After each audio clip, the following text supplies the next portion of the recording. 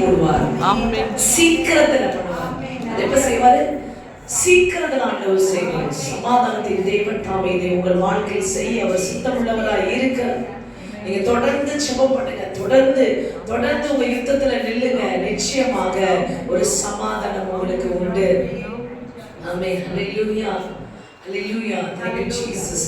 வசனம் விதமாக சொல்லுகிறது, சமாதானத்தின் தேவன்.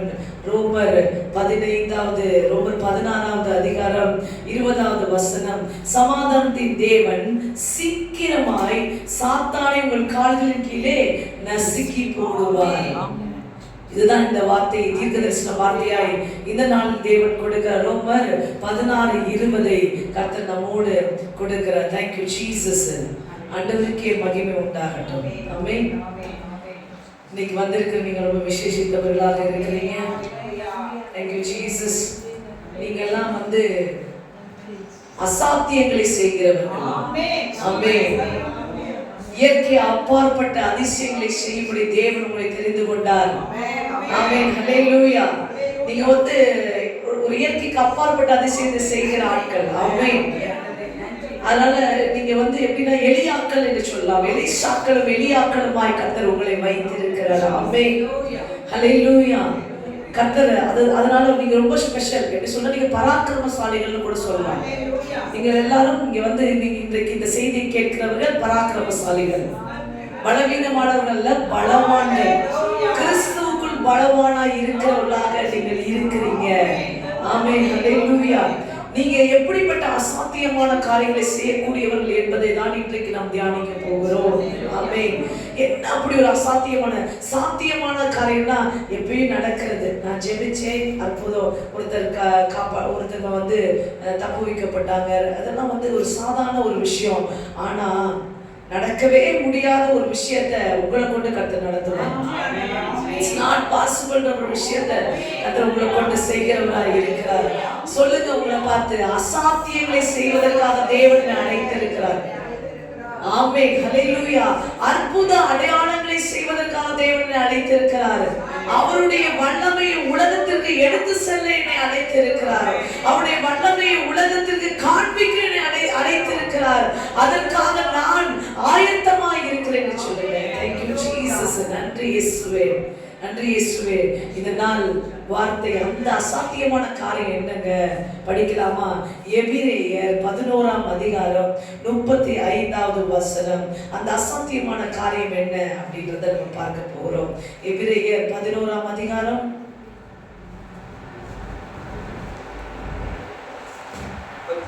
35வது வசனம் நான் வாசிக்கிறேன்.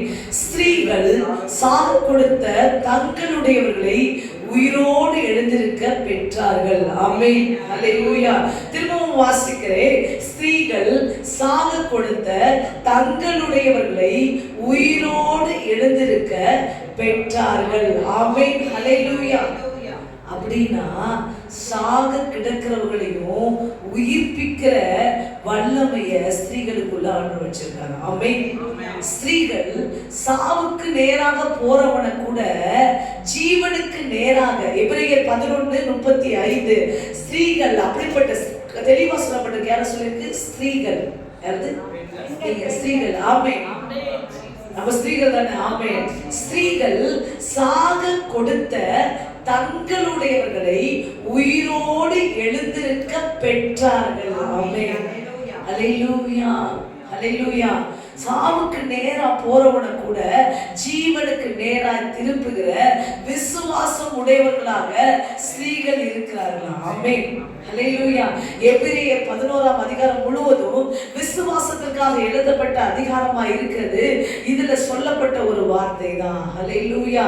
மரணத்துல இருக்கிறவன கூட உங்க விசுவாசம் எழுப்பிடுமா? ஆமென். யாரோட விசுவாசம்? மரித்தவனை எழுப்ப போறது யாரோட விசுவாசம்? ஸ்திரீகளுடைய விசுவாசம். ஆமென். ஸ்திரீ நல்ல பைபிள் நம்ம ஒவ்வொரு எடுத்துக்காட்டா காமிக்கும் போது உங்களுக்கு தெரியும். மரித்தோரை எழுப்பக்கூடிய விசுவாசம் யாரிடத்துல எதிர்பார்க்கிறார் ஆண்டவர்? யார்கிட்ட இருக்கு? ஸ்திரீகளிடத்துல இருக்கிறது. ஆமென். ஹல்லேலூயா. ஹல்லேலூயா. கர்த்தருக்கே மகிமை உண்டாகட்டும். Thank you Jesus. 1 ராஜாக்கள் 17ஆம் அதிகாரம் 1 14 வசனங்களை நாம் வாசிக்கலாம். 1 ராஜாக்கள் 17 1 14 வசனங்கள்.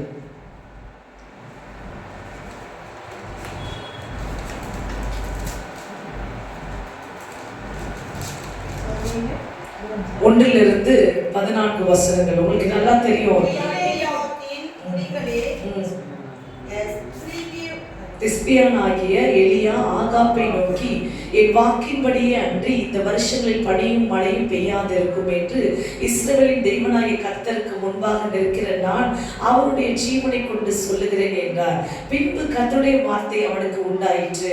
அவர், நீ இவ்விடத்தை விட்டு கீழ்த்திசை நோக்கி போய் யோர்தானுக்கு நேராயிருக்கிற கேரித் ஆற்றண்டையில் ஒளிந்து கொண்டிரு. அந்த ஆற்றின் தண்ணீரை குடிப்பாய். அங்கே உன்னை போஷிக்க காகங்களுக்கு கட்டளையிடுவேன் என்றார். அவன் போய் கர்த்தருடைய வார்த்தையின்படி யோர்தானுக்கு நேராய் இருக்கிற கேரித் ஆற்றண்டையில் தங்கி இருந்தான். காகங்கள் அவனுக்கு விடியற் காலத்தில் அப்பமும் இறைச்சியும் சாயங்காலத்தில் அப்பமும் இறைச்சியும் கொண்டு வந்தது. தாகத்திற்கு அந்த ஆற்றின் தண்ணீரை குடித்தான். தேசத்தில் மழை பெய்யாதபடினால் சில நாட்களுக்கு பின்பு அந்த ஆறு வற்றி போயிற்று. அப்பொழுது கர்த்தருடைய வார்த்தை அவனுக்கு உண்டாயிற்று. அவர், நீ எழுந்து சீதோனுக்கு அடுத்து சாரிபாத் ஊருக்கு போய் அங்கே தங்கியிரு. உன்னை பராமரிக்கும்படி அங்கே இருக்கிற ஒரு விதவைக்கு கட்டளையிட்டேன் என்றார். அப்படியே அவன் எழுந்து சாரிபாத்துக்கு போனான். அந்த பட்டணத்தில் ஒளிமுக வாசலுக்கு அவன் வந்தபோது அங்கே ஒரு விதவை விறகு பொறுக்கி கொண்டிருந்தாள். அவள் அவளை பார்த்து கூப்பிட்டு, நான் குடிக்கிறதுக்கு கொஞ்சம் தண்ணீர் ஒரு பாத்திரத்தில் எனக்கு கொண்டு வா என்றாள். கொண்டு வர அவள் போகிற பொழுது அவன் அவளை நோக்கி கூப்பிட்டு, கொஞ்சம் அப்பமும் உன் கையிலே எனக்கு கொண்டு வா என்றாள். அதற்கு அவள், பானையில் ஒரு பிடி மாவும் களையத்தில் கொஞ்சம் எண்ணெயும் அல்லாமல் என்னிடத்தில் ஒரு அடையும் இல்லை என்று உம்முடைய தேவனாய் கர்த்தருடைய ஜீவனை கொண்டே சொல்லுகிறேன். இதோ நானும் என் குமாரனும் சாப்பிட்டு செத்து போக அதை எனக்கு அவனுக்கும் ஆயத்தப்படுத்திருக்கு 2 விறகு பொறுக்கிறேன் என்றாள். ஆமென். அப்பொழுது எலியா அவளை பார்த்து, பயப்படாதே, நீ போய் உன் வார்த்தையின்படி ஆயத்தப்படுத்து. ஆனாலும் முதலில் அதிலே எனக்கு ஒரு சிறிய அடையை பண்ணி என்னிடத்தில் கொண்டு வா. பின்பு உனக்கு உன் குமாரருக்கும் பண்ணலாம். கர்த்தர் தேசத்தின் மேல் மழையை கட்டளையிடும் நாள் மட்டும் பானையின் மா செலவழிந்து போவதும் இல்லை, கலசத்தின் எண்ணெய் குறைந்து போவதும் இல்லை என்று இஸ்ரவேலின் தேவனாய் கர்த்தர் சொல்லுகிறார் என்றாள். அவள் போய் எலியாவின் சொற்படி செய்தாள். அவளும் இவனும் அவள் வீட்டாரும் அநேக நாள் சாப்பிட்டார்கள். ஆமென். ஹல்லேலூயா. இந்த சாரிபாத் விதவை எலியாவை சந்திக்கும் போது அவள் மகனை குறித்து அவளுக்கு என்ன இருந்தது? சாவுக்கு ஏதுவான எண்ணம் இருந்தது. அல்லேலூயா. இதை சாப்பிட்டு விட்டு நானும் என் மகனும் சாக போகிறோம் என்றுதான் சொல்லிக் கொண்டிருந்தான். ஆனால் அவளுக்குள் எலியா என்ற தீர்க்கதரிசி வந்தவுடனே எலியா தீர்க்கதரிசி என்ன சொல்றான்? எனக்கு ஒரு மாவை எடுத்துட்டு வாங்க. சொல்லதோட மாத்திரம் நிற்காம இந்த பஞ்சகாலம் முழுவதும் உன்னுடைய பாத்திரத்துல மாவு குறையாதுன்னு கர்த்தர் சொல்றாருன்னு சொல்றவங்க, அந்த விதவையானவள் இந்த எலியாவின் வார்த்தையை, கர்த்தருடைய வார்த்தையை விசுவாசித்தாள். அதனால் அவள் மகன் சாவில் இருந்து விலக்கி காப்பாற்றினாள். ஆமென். ஹல்லேலூயா. சாக இருந்த தன்னுடைய மகனை அவள் பெற்று கொண்டாள். ஆமென். எப்படி? கர்த்தருடைய வார்த்தையை விசுவாசித்து சாவுக்கு ஏதுவான அவள் மகனை உயிர்த்தெழுதலுக்கு ஏதுவாக, ஜீவனுக்கு ஏதுவாக அவளுடைய விசுவாசமே அவள் மகனை காப்பாற்றுகிறது. ஹல்லேலூயா. எத்தனை பேர் இருக்கிறீங்க? ஹல்லேலூயா. ஒருவேளை இன்னைக்கு நம்ம போற பாதையில இது போய் ஒரு வாழ்வா